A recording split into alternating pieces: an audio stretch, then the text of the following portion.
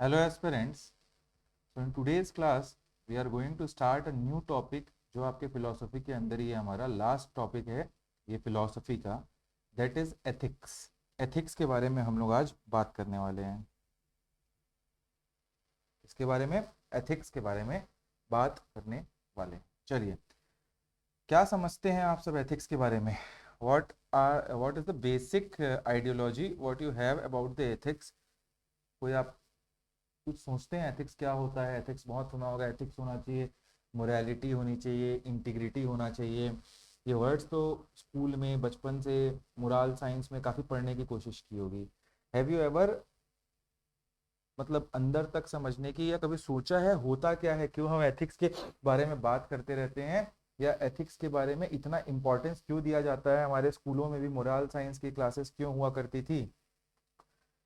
तो चलिए, सबसे पहले एथिक्स क्या है, the system and its principle we will talk about. ठीक है, देखिए, एथिक्स जो है एक ग्रीक वर्ड से आया है। जो ग्रीक वर्ड है एथोस, किस वर्ड से आया है? ये अ ग्रीक वर्ड एथोस। ठीक है, एक ग्रीक वर्ड एथोस से आया है, और उस ग्रीक वर्ड एथोस का मतलब है कैरेक्टर या कस्टम।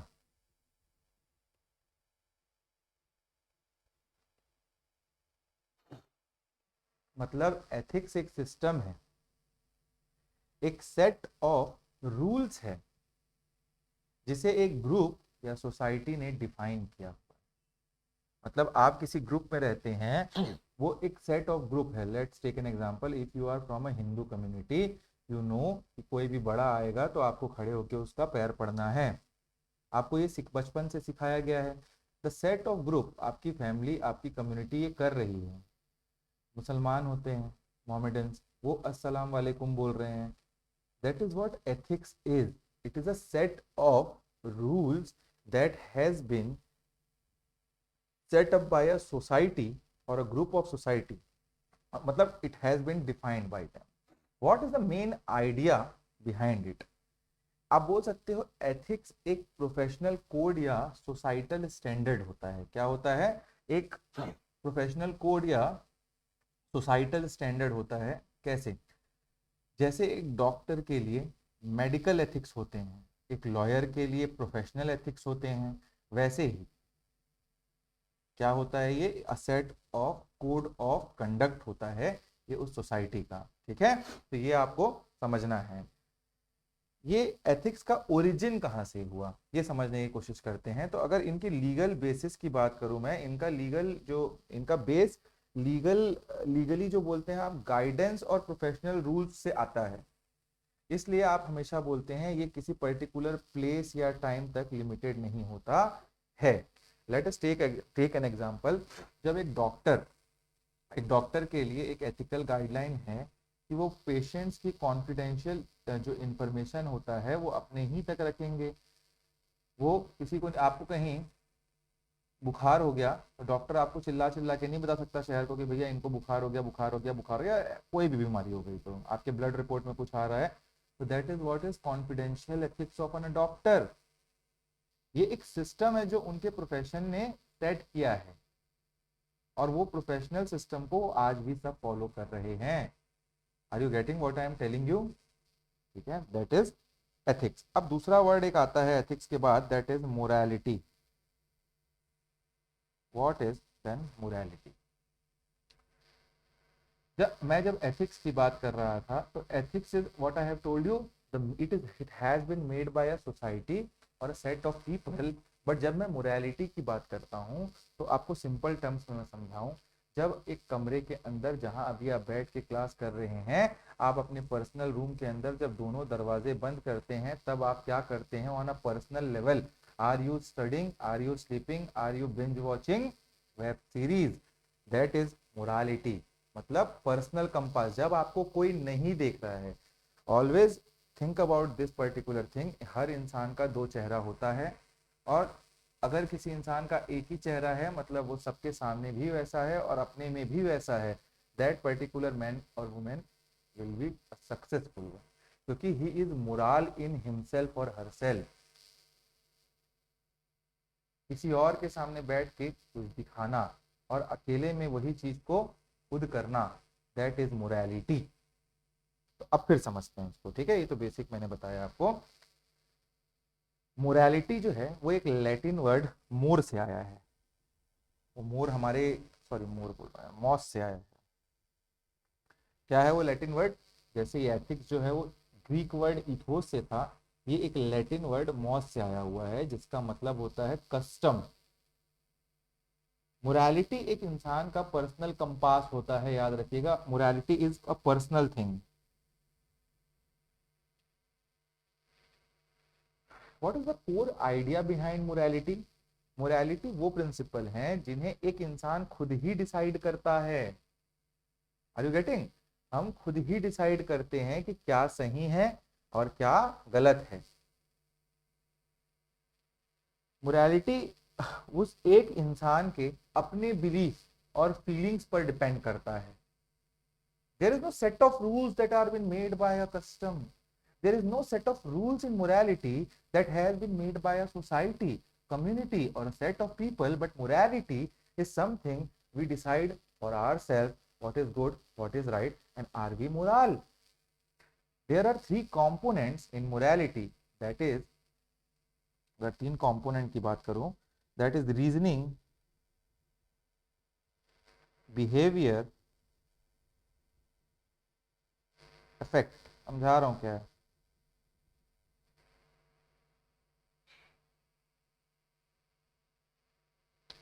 मतलब कोई भी इंसान कभी भी मोरालिटी की बात करते हैं तो उसको तीन हिस्सों में डिवाइड किया गया है। What is reasoning? ये सोचना कि क्या सही है। भाई आप किसी भी चीज पे रीजन कर रहे हैं तो या तो गलत है या तो सही है, ये सोचने के लिए तो रीजनिंग कर रहे हैं। Then what is behaviour? मतलब आपने कुछ चीज सोचा, you have reason, then your behaviour come in. मतलब उस सोच का, मतलब उस सोच के हिसाब से एक्ट करना, दैट इज बिहेवियर। आपने किसी पर्टिकुलर चीज में कोई बड़े को देखा और बड़े को देख के ये सोचा कि मेरे को इनको आदर के साथ पैर पड़ना है, दैट इज रीजनिंग। क्यों सोचा आपने? क्योंकि वो बड़े हैं, मेरे को बचपन से सिखाया गया आई हैव टू आदर करना। नहीं करते तो भी कोई फर्क नहीं पड़ता, दैट इज एथिक्स, मैंने बोला ना। बट ये मोरालिटी के कारण, एथिक्स तो सेट ऑफ गाइडलाइन था कि पैर पड़ना है, but due to your morality, हो सकता है वो फैमिली मेंबर ना हो, आप किसी बड़े को देख के पहचानने वाला आदमी हो, उनका पढ़ लें आप त्योहार के time, that is just because you have reason कि वो बड़े हैं, आशीर्वाद मिलेगा।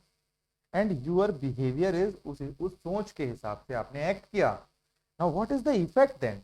What is the affect? Morality से होगा क्या? ये आपने सोचा, एक्ट किया, अंत क्या होगा इसका? सही काम करने पर गर्व महसूस करना और गलत काम करने पर शर्म या गिल्ट महसूस करना, इसका अफेक्ट होगा आपका, ठीक है।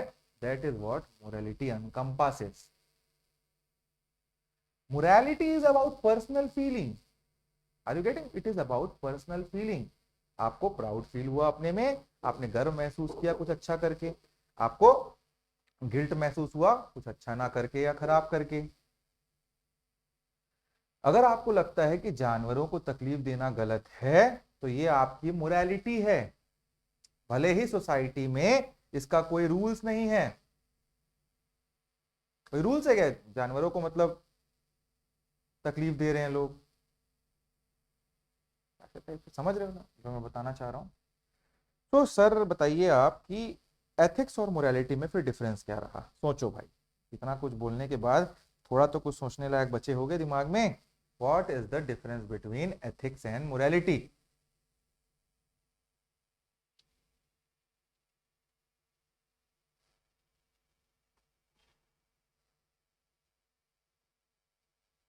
सोचो, मैं नहीं बताऊंगा ऐसे, सोचना वोचना है नहीं तुम लोगों को, हर चीज मिल जाए, हाँ। तो सबसे पहले समझते हैं, इसमें मैंने ओरिजिन की बात की। मैंने बोला एथिक्स जो है वो ग्रीक वर्ड इथोस से आया है, ठीक है। That means itself character. और मोरालिटी को मैंने बोला लैटिन वर्ड मॉस से आया है, that itself means custom. Now next is origin की बात करने के बाद एक डिफरेंस और क्या आ सकता है, क्वेश्चन आ सकता है इसके ऊपर, right difference between ethics and morality. Now next is acceptability. मैंने क्या बताया? Ethics is based on legal guidance, and a professional rules, मैंने बोला ना एक सोसाइटी एक रूल्स बनाती है that is confined to a group of people और अ एरिया और अ टाइम पे, ठीक है। तो ये हो गया क्या, एथिक्स। बट वही मैंने क्या बोला कि morality is based on what is generally acceptable in society, it is a transcendental rule. जैसे पैर पड़ने वाला कंसेप्ट कोई सेट ऑफ रूल्स नहीं है, it is a transcendental rule, general accepted चीजें हैं ये सब, ठीक है।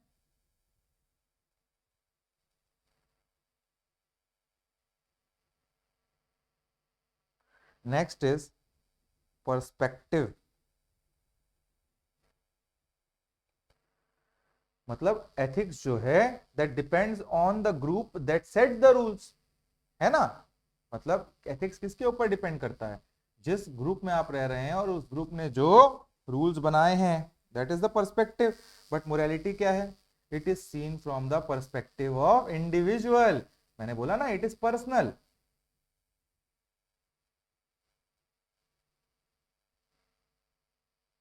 नेक्स्ट आप क्या बोल सकते हैं, चेंज। एथिक्स जो है it can be changed, it can change with, कब चेंज हो सकता है, it can change with a change in the situation और रूल्स।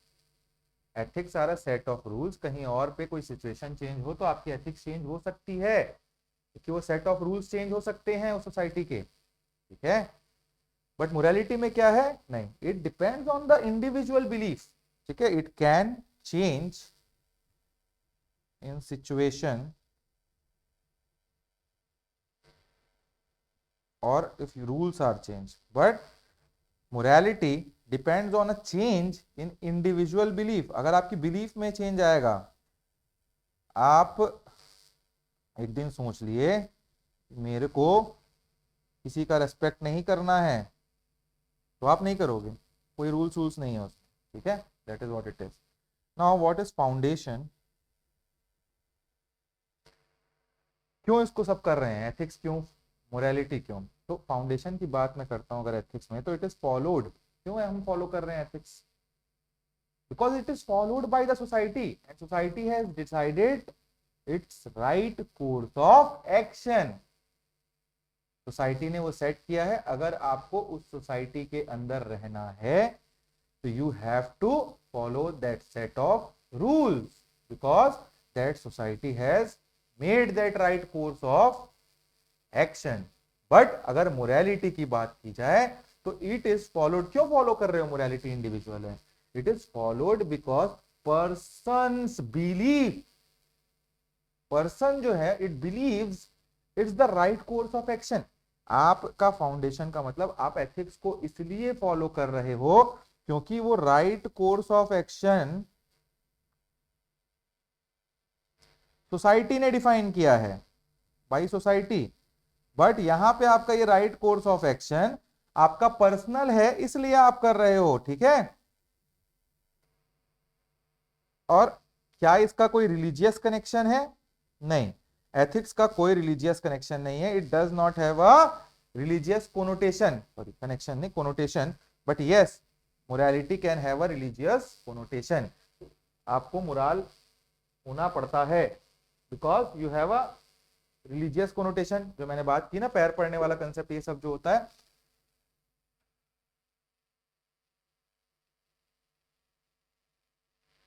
ठीक है।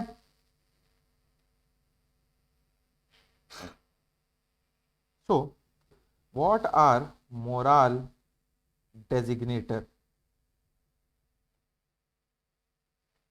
क्या राइट है, क्या रॉन्ग है, क्या परमिजिबल है। हम कुछ अब हम बात करने वाले हैं कुछ कंसेप्ट के बारे में जो मॉरल डेजिग्नेटर कहलाते हैं, क्या सही क्या गलत, क्या रॉन्ग क्या राइट क्या परमिसिबल। तो राइट क्या होता है, वो एक्शन जो एक मॉरल या एथिकल फ्रेमवर्क के हिसाब से जस्टिफाइड हो, जैसे ट्रैफिक रूल्स को फॉलो करना राइट है, एग्जाम में चीटिंग ना करना राइट है, सही है, दैट आर व्हाट राइट। क्या मतलब, मॉरल या और एथिकल फ्रेमवर्क के हिसाब से जस्टिफाइड, जस्टिफाइड, ठीक है। तो रॉन्ग क्या है? वो एक्शन जो फ्रेमवर्क के हिसाब से गलत हो, एथिकल मोरल फ्रेमवर्क के हिसाब से किसी को धोखा देना गलत बात है, तो वो हो गए रॉन्ग चीजें। थर्ड, ये सब मोरल डेजिग्नेटर है, क्या राइट है, क्या रॉन्ग है, और क्या परमिसिबल है। What is permissible? वो एक्शन जो फ्रेमवर्क के हिसाब से सही तो है लेकिन करना जरूरी नहीं है। जैसे कि किसी गरीब को पैसा देना परमिसिबल है, बेगर इज बेगिंग, पैसा देना परमिसिबल तो है, बट आपको इसके लिए कोई फोर्स नहीं कर सकता है, और अगर आप नहीं देते हो तो वो गलत भी नहीं है, दैट इज परमिसिबल। ठीक है, तो ये आपको समझना होगा। ठीक है, तो ये हो गया आपका एथिक्स मोरालिटी के बारे में deep discussion. Now we will talk about एक तीसरा बहुत इंपॉर्टेंट वर्ड जो आता है यहाँ, दैट इज इंटीग्रिटी। इंटीग्रिटी, वो जीन्स वाली इंटीग्रिटी की बात नहीं कर रहे हैं हम लोग, यहाँ अपनी इंटीग्रिटी की बात कर रहे हैं हम लोग। So you people have reached till this particular point, मतलब आपने ऑलमोस्ट 70% से ऊपर सिलेबस, 85%, 80-85% पे हम आ चुके होंगे मोस्ट प्रोबेबली। अब बचा क्या है हमारा? सोशियोलॉजी, पबेट, दो चार सब्जेक्ट बचे होंगे, दो एक सब्जेक्ट जो हैं, तो मोस्टली आपने कंप्लीट कर लिया है। In my perspective, if you have relentlessly done these classes and if you are doing these classes with a great discipline, and now is the time, जो आपका, आप बोल सकते हो प्रोकास्टिनेशन करते हैं आप, उसको थोड़ा कम कर दें, जो नोट्स आपने बनाए हैं उसको रिवाइज कर लें, आपके लिए जो आने वाला फ्यूचर है वो बहुत अच्छा होगा, including the test series that you all are watching, the classes of that test series, the discussion classes and the test that you are giving, that particular exercise will give you a higher notch in the examination. So do everybody who is watching the classes, do tell us, while I was also studying and there is always a rumor and the thing is there कि जो coaching institutes हमारे हैं state में, I am not saying against any coaching institute, but people से कि बोलते हैं English में पढ़ा रहे हैं बट बाइलिंगुअल रहता है 80% हिंदी में। तो have we justified what we have given to you guys? हमने क्या आपको जस्टिफिकेशन दे पाए हम, जो हम स्टार्टिंग में हमने बोला था? Do tell us, chat box में डालो एप्लीकेशन के, या फिर टेलीग्राम में डालो, या DM me, because we want to see actually में जब इतनी class, why I haven't talked about this particular thing in the starting 200-250 classes में, बिकॉज पहले सब कंप्लीट तो कर लो। अब now it is the time you can justify, मतलब मैं पूछ सकता हूँ ये, and you can give me a justification, नहीं सर ऐसा था या वैसा था। I hope so I have given everything in a very lucid manner, including English, and जहां समझ नहीं आया I have used to explain in Hindi. ठीक है, तो I hope so these classes were very smooth for all you aspirants, and do write it down to me. ठीक है, I would be very grateful अगर आप बताएंगे इन चीज़ों को। तो आगे बढ़ते हैं, इंटीग्रिटी की बात कर रहे थे हम लोग। What is integrity? देखिए, इंटीग्रिटी का सीधा मतलब है साउंडनेस ऑफ मोरल प्रिंसिपल्स।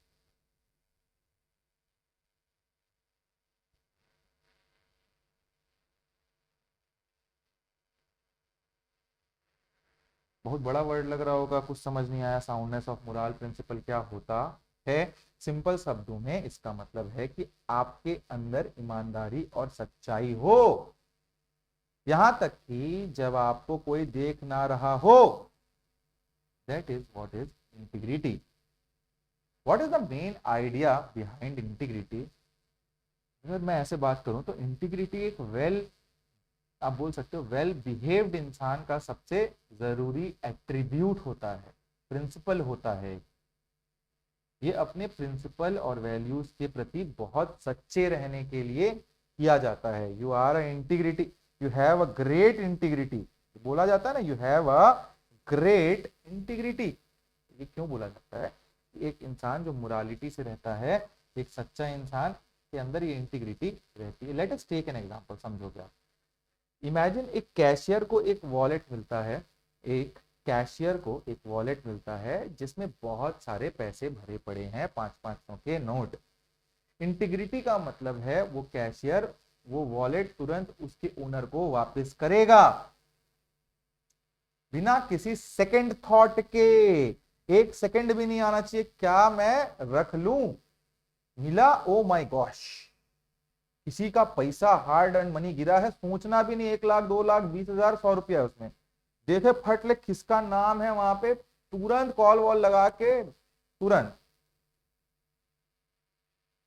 मतलब उसकी इंटीग्रिटी जो है उसकी वैल्यू ऑफ ऑनेस्टी को दिखाती है। That is what is integrity. अगर आपके मन में एक सेकंड भी सेकंड थॉट आ गया, अगर किसी का एक्सीडेंट हुआ है, यू आर गोइंग थ्रू, कहीं नहीं सोचना है कि क्या मैं रुकू पुलिस आएगी, अरे वो मर रहा है सामने वाला आदमी, एक्सीडेंट हो रखा है उसका, your integrity should be, you should stop there. कुछ नहीं सोचना है सेकंड थॉट, क्या क्यों कैसे मेरा टाइम जाने वाला है, ये सारी चीजें नहीं करनी है। That is what is integrity. You have to do what you have to do as a human being. Now ये हो गई इंटीग्रिटी की बात। Now we will talk about a very important committee that is Nolan's committee. इसके ऊपर question multiple times आए हुए हैं और आएंगे, तो ये आपको अच्छे से समझना है। क्या है नोलैंस कमिटी ऑन एथिकल वैल्यूज? क्या है समझा रहा हूं मैं। 1995 में 1995 में नोलैंस कमिटी ने पब्लिक लाइफ के लिए कुछ की प्रिंसिपल्स दी जो आज भी पूरी वर्ल्ड में बहुत ही इंपॉर्टेंट माने जाते हैं। तो ये नोलैंस कमिटी यूनाइटेड किंगडम में बनी थी, ठीक है, 1995 में नोलैंस कमिटी, और इन्होंने कुछ एथिकल और सारी चीजों को मिला के हमको कुछ की प्रिंसिपल दिए जो आज भी माने जाते हैं। उसमें क्या क्या प्रिंसिपल है एक एक करके समझेंगे। ये याद रखना, इन प्रिंसिपल्स को 10 नंबर का क्वेश्चन आएगा, लिख के आ जाना। इन्होंने कहा सेल्फलेसनेस होना चाहिए, पब्लिक ऑफिस इनका कहना था, ये एक्चुअली ब्यूरोक्रेसी के लिए उन्होंने लाया था और जनरल वे में भी लाया था। तो इनका कहना था पब्लिक ऑफिशियल्स को सिर्फ इंटरेस्ट के लिए काम करना चाहिए। समझ रहे हो? इनका कहना था पब्लिक ऑफिशियल्स को सिर्फ पब्लिक इंटरेस्ट में ही काम करना चाहिए, ना कि अपने फैमिली के फायदे के लिए। मतलब आप सब अभी सरकारी नौकरी निकालेंगे सीजीपीएससी, तो ये नहीं सोचना है गाड़ी मिलेगा, घोड़ा मिलेगा, ड्राइवर मिलेगा, बंगला मिलेगा, करप्शन ही करप्शन, जेब भरे पड़े रहेंगे। नो, अपना घर नहीं भरना है भैया। आप पब्लिक के नौकर हैं। You are a deputy collector बन जाओ, कलेक्टर बन जाओ, you are a public servant. Why it is said so? Servant का नाम क्यों दिया गया? You are a servant of public. तो सर्वेंट के टाइप ही काम करना। सर्वेंट का काम क्या होता है? To do the work of his master, owner, और who has kept him in his job. अगर आप पब्लिक के लिए जॉब पे हैं तो आपको पब्लिक को ढौस नहीं दिखाना है, आपको पब्लिक से करप्शन नहीं करना है, अपने लिए अपने घर के लिए नहीं सोचना है। You have to work for the public. That is selflessness. Next is integrity. इन्होंने कहा, अभी समझा इंटीग्रिटी हमने, क्या समझा था? अगर आप एक पब्लिक ऑफिसर हैं तो उन्हें किसी भी प्राइवेट ऑर्गेनाइजेशन से कोई ऐसा फेवर नहीं लेना चाहिए जो उनके डिसीजन को इन्फ्लुएंस कर सकता है। समझ रहे हो? आप कहीं ऑफिसर बन के गए, फूड वूड इंस्पेक्टर बन गए, चले गए रेस्टोरेंट में खाना खाने, बना 10,000 का बिल, पैसे दे के आने हैं 10,000 रुपए। ढौस नहीं दिखाना, किसी भी प्राइवेट इंस्टीट्यूशन से कोई फायदा नहीं लेना। अगर कोई आपको फ्री में या कुछ भी चीज दे रहा है, आपको फायदा पहुंचा रहा है, तो you have to pay it back in some time. और आप अगर एक पब्लिक सर्वेंट हैं तो आप कैसे पे आउट करेंगे? उनके गलत काम को नजरअंदाज करके। That is what it is. ये नहीं करना है। You have to have integrity. Next इसका कहना था ऑब्जेक्टिविटी।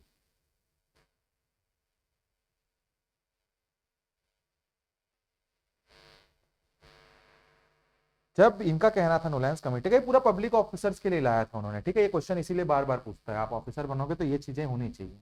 तो व्हाट इज ऑब्जेक्टिविटी, इनका कहना था जब भी अपॉइंटमेंट या आप कोई कॉन्ट्रैक्ट आपको देना होगा किसी भी पार्टी को, तो डिसीजन सिर्फ और सिर्फ किस में लोगे, सिर्फ और सिर्फ मेरिट्स के आधार पर होना चाहिए।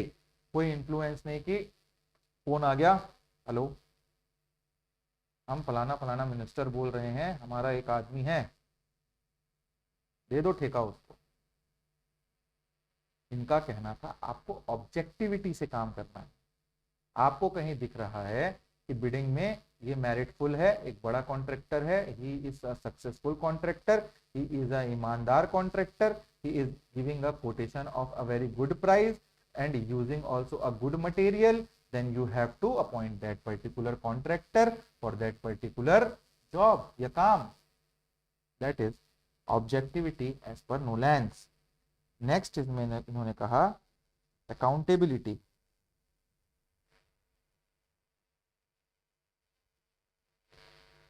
what is accountability? Public office उनका कहना था पब्लिक ऑफिशियल्स अपने डिसीजन और अपने एक्शन के लिए पब्लिक के प्रति अकाउंटेबल होते हैं। मतलब आप जो भी काम कर रहे हैं, you should be accountable to the public. आपको जवाबदेही है, आपको जवाब देना ही होगा। That is what it is. Next is openness. आप कोई भी डिसीजन अगर उस सीट पे बैठे हुए उस ऑफिसर की तरह लेते हैं तो you should be very transparent. आपका हर एक डिसीजन ट्रांसपेरेंट होना चाहिए। जब तक कोई क्लियर पब्लिक इंटरेस्ट ना हो तब तक इंफॉर्मेशन छुपाई नहीं जानी चाहिए। अगर ऐसा कोई कॉन्फिडेंशियल है, इलेक्शन से रिलेटेड है या कुछ और है, कोई बहुत कॉन्फिडेंशियल चीज है, तब की बात अलग। अगर आप पब्लिक के लिए कोई जनरल डिसीजन ले रहे हैं तो it should be open and सबको वो चीजें पता होनी चाहिए।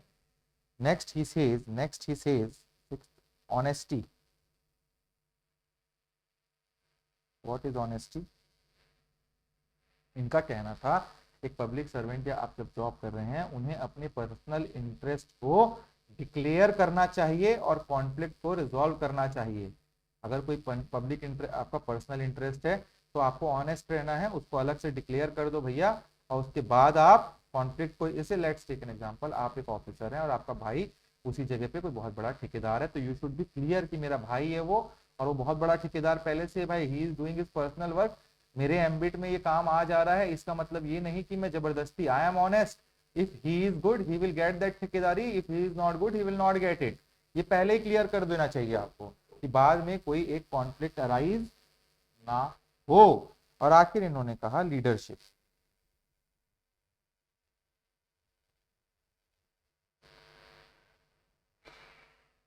इनका कहना था पब्लिक ऑफिशियल्स को इन सारे जो मैंने बताया प्रिंसिपल्स को फॉलो करना चाहिए और एक एग्जाम्पल सेट करना चाहिए सोसाइटी के लिए और अपने आने वाले फ्यूचर ऑफिसर्स के लिए। ठीक है, समझ रहे हो what I am talking about now. ये नोलेंस कमेटी की रिपोर्ट को बहुत अच्छे से पढ़ने के बाद हम जाएंगे एथिकल डायलेमास के ऊपर। बहुत तगड़ा टॉपिक है, समझेंगे क्या है डायलेमा।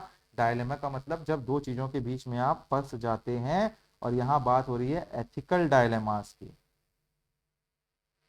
एक एथिकल डायलेमा एक ऐसा सिचुएशन है जहां आपको, आप बोल सकते हो, आपको दो या उससे ज्यादा कंपीटिंग एथिकल प्रिंसिपल्स में एक को चुनना पड़ता है। जैसे कि क्या सही, राइट या रॉन्ग।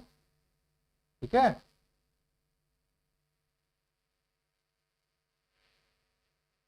नहीं, एथिकल डायलेमा तब होता है जब आपको कोई दो ऐसी चीजों को जो कंपीट कर रही हैं उनके ऊपर चॉइस करना होता है।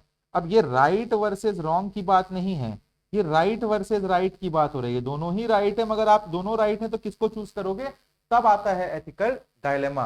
भाई एक सही है एक गलत है तो डायलेमा कहां से आएगा, तब तो क्लियर है भाई सही वाले को चुनो आप।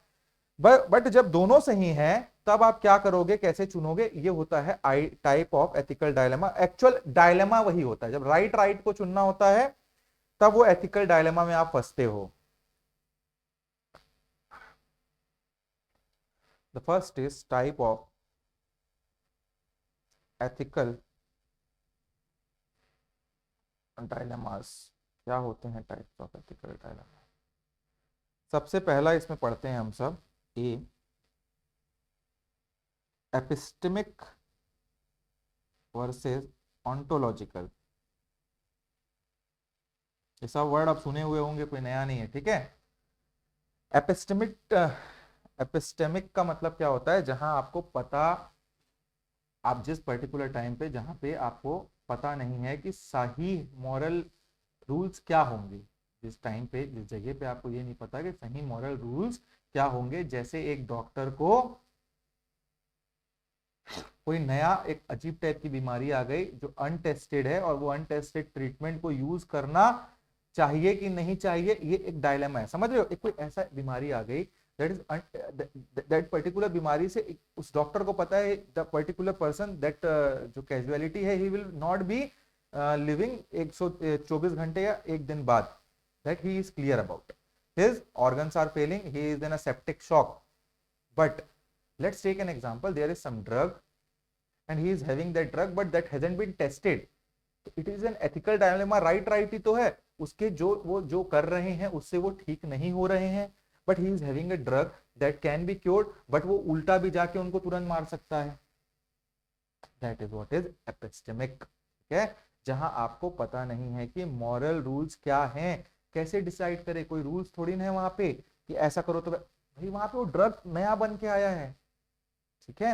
ये हो गया, that is epistemic. Now we will talk about ontological, जहां आपको पता है कि रेस्पॉन्सिबिलिटीज क्या है लेकिन चॉइस मुश्किल है। पता है रेस्पॉन्सिबिलिटी क्या है, वैसे नहीं कि डॉक्टर के टाइप की 24 घंटा है लगाऊं कि नहीं लगाऊं वाला। यहाँ you have the clear cut responsibility क्या है पता है, लेकिन बहुत मुश्किल है आपकी चॉइस। जैसे एक मैनेजर को कंपनी को बचाने के लिए 2 एम्प्लॉयज को निकालना पड़ता है, क्यों? क्योंकि कंपनी फाइनेंशियल रिस्क पे होगी, ठीक है। या फिर वो उन दोनों लोगों को रख ले और अपने कंपनी के ऊपर फाइनेंशियल रिस्क बढ़ा ले। That is what is ontological. ये एक डायलेमा है, he knows that that is correct कि वो 2 लोग को निकालेगा तो कंपनी पे फाइनेंशियल बर्डन कम होगा, बट वो 2 लोग को नहीं निकाल रहा because they are working from a very long time and their family are उनके ऊपर dependent. That is what is dilemma of epistemic and ontological. Next type of ethical dilemma is self-imposed versus imposed by society.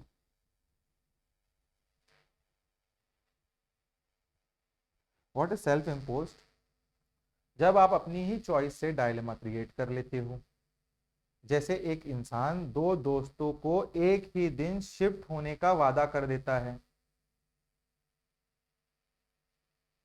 समझ रहे हो। Let's take an example, आप कहीं बाहर रह रहे हो, पढ़ाई कर रहे हो, और आपने एक दोस्त बोला मेरे पास रूम खाली है तो यहाँ शिफ्ट करेगा, दूसरा दोस्त बोला तो मेरे पास रूम खाली है तो यहाँ शिफ्ट करेगा। आपने दोनों को बोल दिया हाँ भाई मैं यहाँ शिफ्ट करूंगा। अब बैठे हो मोबाइल को चक्कर, अब बोला कि मैं 5 बजे तेरे घर भी आऊंगा, 5 बजे तेरे घर भी आऊंगा। टेंशन, दोस्त एकदम इंतजार, मेरे रूम में मेरा दोस्त आएगा, बस्ता पकड़ के बैग पकड़ के। You have created a type of ethical dilemma for yourself, that is a self imposed ethical dilemma. भाई एक को मना कर देते, सबसे अच्छी दोस्ती करने के चक्कर में फंस गए ना, अब कहाँ जाओगे, दोनों निकाल दिए घर से, जाओ खोजो नया रूममेट। इस टाइप से एक को मना कर दिए होते, भाई मैंने इसको बोल दिया, समझ रहे हो, तो ठीक है हर चीज के लिए। Next is imposed by society, जब सिचुएशन आपके कंट्रोल से बाहर, जैसे कोई नेचुरल डिजास्टर आ जाए। जैसे नेचुरल डिजास्टर में एक पब्लिक सर्वेंट को अपनी फैमिली या कम्युनिटी की मदद करने से, मतलब अपनी फैमिली की मदद करना है कि उस कम्युनिटी के जहां वो एक पब्लिक ऑफिशियर है, इसमें से एक को चुनना पड़ता है, that is imposed by society. भाई सबसे पहले इंसान फैमिली को बचाना चाहेगा, बट आप पब्लिक सर्वेंट हो तो आप पब्लिक के लिए काम करोगे सेल्फलेसनेस से। There is a ethical dilemma, दोनों करेक्ट है, गलत क्या है? डायलेमा मैंने बोला ना कुछ गलत नहीं है, फैमिली को भी बचाना आपका काम है, that family is your wife और योर पेरेंट्स और your children are for you only. आप जब पब्लिक सर्वेंट बन के बड़े हो जाओगे तो आप ही के ऊपर तो डिपेंडेंट है, भैया पब्लिक सर्वेंट है वहां के डिप्टी कलेक्टर, तो भाई पब्लिक भी तो आप ही के ऊपर डिपेंडेंट है। देयर इज अ, इसका कोई राइट रॉन्ग का ऑप्शन नहीं है, मैं यहाँ नहीं बता रहा हूँ मैं कि ये करो वो करो, मैं ये बता रहा हूँ ऐसे डायलेमा आते हैं that are imposed by society, that are self impose, ठीक है। नेक्स्ट आपका है, क्या बोल सकते हो, obligation versus prohibition.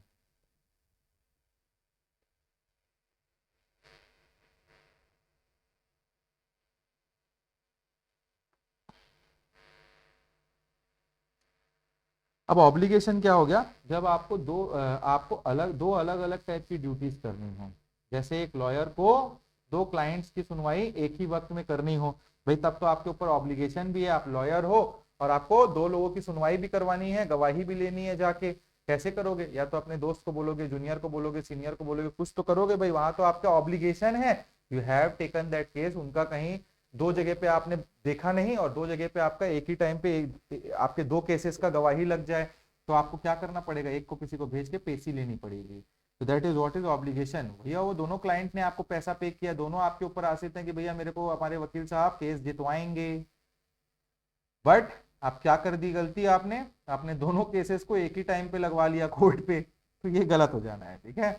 Now what is prohibition, जब आपको अलग अलग गलत काम करने से रोका जाए, जब आपको अलग अलग दो अलग अलग गलत काम करने से रोका गया हो, जैसे एक मिलिट्री ऑफिशियल को सिविलियन को बचाने के लिए ऑर्डर के खिलाफ जाकर दुश्मन से लड़ना पड़ता हो, ठीक है, तब एक प्रोहिबिशन होता है। Next is, now we will talk about key administrative values. इसकी बात करेंगे हम लोग की क्या वैल्यूज होने चाहिए आपके, आप जब एक नौकरी में जाओगे तो आपके ऊपर क्या ऑब्लिगेशंस होंगे और क्या आपको फॉलो करना है, ये क्लास कोई फॉलो करना है आपको ऑफिसर बनने के बाद। नंबर नंबर लाने के लिए पढ़ लेते हैं सब ऑफिसर, इतने बड़े बड़े मोरालिटी, इंटीग्रिटी, करप्शन करप्शन का टॉपिक पढ़ेंगे आगे हम लोग, सब पढ़ लेंगे हम, बट एक्चुअल में क्या करते हैं सब जाके इसको पढ़ के नंबर लेने के लिए बस पढ़ा जाता है। ऐसे टाइप से सिस्टम है यहाँ पे दुनिया में। तो यूपीएससी में तो एक पूरा प्रॉपर 250 नंबर का एक पेपर है, एथिक्स एप्टीट्यूड एंड इंटीग्रिटी। यहाँ तो फिलोसफी के अंदर एक आप बोल सकते हो चैप्टर है यहाँ, चार ठो, वहाँ एक सब्जेक्ट है proper ethics aptitude and integrity.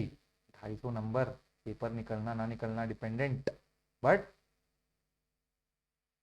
That is what it is, bureaucracy. चलो, तो की एडमिनिस्ट्रेटिव वैल्यूज की बात करते हैं। एक डेमोक्रेटिक स्टेट में, एक लोकतांत्रिक स्टेट में, एक एफिशिएंट सिविल सर्विसेज के लिए, कुछ सिविल सर्वेंट के लिए कुछ बहुत वैल्यूज इंपॉर्टेंट होते हैं। उनमें से सबसे पहला वैल्यू है honesty. Honesty it is an moral value, ये आपके मोरल कैरेक्टर है जो सच्चाई, सीधापन और सिंसियरिटी को दर्शाता है आपके। एक ऑनेस्ट इंसान दूसरों के प्रति रिस्पेक्ट, पब्लिक के प्रति, किसी के भी प्रति रिस्पेक्ट दिखाता है और ट्रस्ट ट्रस्ट बिल्ड कर लेता है। तो अ public servant should be honest, वो सीधा साधा होना चाहिए, सिंसियर होना चाहिए और सच्चा होना चाहिए, और पब्लिक के प्रति उनका समर्पण बहुत अच्छे से होना चाहिए। ये हमारे को की एडमिनिस्ट्रेटिव वैल्यूज में पहला values. Second is responsibility.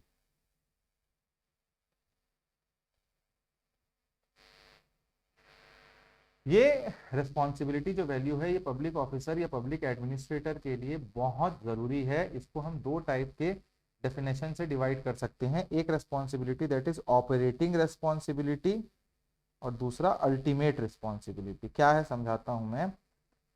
Operating responsibility मतलब जो दिन, हर दिन, आजकल परसों, जो दिन प्रतिदिन एक टास्क को पूरा करने के लिए जिम्मेदारी होती है, उसको हम ऑपरेटिंग बोलते हैं, ठीक है। ये पर्टिकुलर रिस्पॉन्सिबिलिटी को अपने आप नीचे के ऑफिसर्स को डेलीगेट भी कर सकते हैं। जो दिन प्रतिदिन का काम है, यहाँ पे देखना वहां पे देखना, that is a responsibility you have to do, but you can devolve it to your juniors also.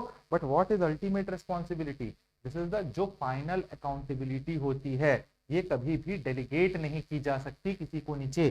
This particular is the ultimate responsibility. तो आपको ये रिस्पॉन्सिबिलिटी भी आपको पता होनी चाहिए। नेक्स्ट इसमें कहा जाता है third, authority, responsibility and accountability. ARA इसको पढ़ना है हमको, अथॉरिटी, रेस्पॉन्सिबिलिटी, ये आपको तीन चीजें याद रखनी है, एंड अकाउंटेबिलिटी।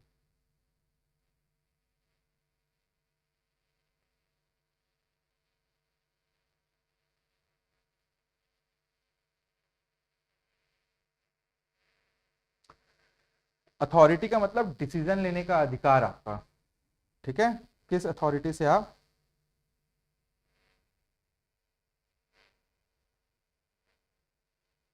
डिसीजन कैसे ले रहे हैं, आप किस अधिकार से डिसीजन ले रहे हैं। एक पब्लिक ऑफिसर को ये तीन चीजें फॉलो करनी है। रेस्पॉन्सिबिलिटी, उस डिसीजन को पूरा करने की जिम्मेदारी है आपको, अगर एक डिसीजन लिया है तो उसको पूरा कंप्लीट करने की जिम्मेदारी। देन व्हाट इज अकाउंटेबिलिटी, उस जिम्मेदारी को सही तरीके से पूरा करने के लिए आप जवाबदेह हैं, ठीक है, यू आर अकाउंटेबल। समझ रहे हो, अथॉरिटी इज डिसीजन लेना, रेस्पॉन्सिबिलिटी उसको कंप्लीट करना, और अकाउंटेबिलिटी इज कंप्लीट करने के बाद सही से किया कि नहीं उसकी जवाबदेही है ये। Let us take an example, एक टीम लीडर को प्रोजेक्ट पूरे करने की अथॉरिटी है। एक टीम लीडर को प्रोजेक्ट आप टीम लीडर बनते हैं कभी भी एक कंपनी में प्राइवेट, तो आपको प्रोजेक्ट को पूरा करने की अथॉरिटी है, ठीक है। वो टास्क को टीम मेंबर्स को देता है, डेलीगेट कर सकते हैं। रेस्पॉन्सिबिलिटी को मैंने बोला ना, ऑपरेटिंग को डेलीगेट कर सकते हैं, तो टास्क को कंप्लीट करने के लिए टीम को देता है, ही डेलीगेट्स ऑपरेटिंग रिस्पॉन्सिबिलिटी। लेकिन प्रोजेक्ट की फेलियर या सक्सेस की अल्टीमेट रिस्पॉन्सिबिलिटी टीम लीडर की होगी। इसीलिए बोलते हैं ना, तुम लोग अच्छे से काम करो भैया, वरना लगनी तो लंका लगनी तो मेरी ही है, बोलते हैं ना ऑफिसर्स। ऐसी एक डीएसपी है, वो अपने ऑफिसर को बोल रहा है, पुलिस को, भैया जाओ उस चोर को पकड़ो, ऊपर से बहुत प्रेशर है, सर खोजने की कोशिश तो कर रहे हैं, मिल नहीं रहा है। अरे लंका तो मेरी लग जाएगी भाई, वहां पे ऊपर तो मेरे को बताना है बात को। That is what is ultimate responsibility. जब लंका लगने की बात की गई थी, एंड ऑपरेटिंग रिस्पॉन्सिबिलिटी डीएसपी ने उसको डेलीगेट कर दिया एसआई को, ऑफिसर्स को, ठीक है। अब एकदम क्लियर समझ आया आप लोगों को एआरए का भी मतलब। Now we will move towards the next class. अब नेक्स्ट क्लास में हम लोग पढ़ेंगे ट्रांसपेरेंसी के बारे में, बहुत अच्छे से हमने यहाँ एथिक्स मतलब एथिक्स, मोरालिटी, इंटीग्रिटी और अकाउंटेबिलिटी, रेस्पॉन्सिबिलिटी सबके बारे में अभी पढ़ लिया। चलो फिर मिलते हैं नेक्स्ट क्लास में। मोस्ट प्रोबेबली नेक्स्ट क्लास में ये फिलॉसफी खत्म हो जाएगा, ठीक है। चलिए, thanks a lot for watching the classes guys. Keep smiling, be accountable for your studies, be responsible for your studies, and be ethical in your conduct while you are studying. The integrity of yours towards your moral values and towards your studies are what you will get in the future, जो result आपको देगा। तो इसलिए integrity को maintain करिए, room को बंद करिए और पढ़ाई करते रहिए। Thank you.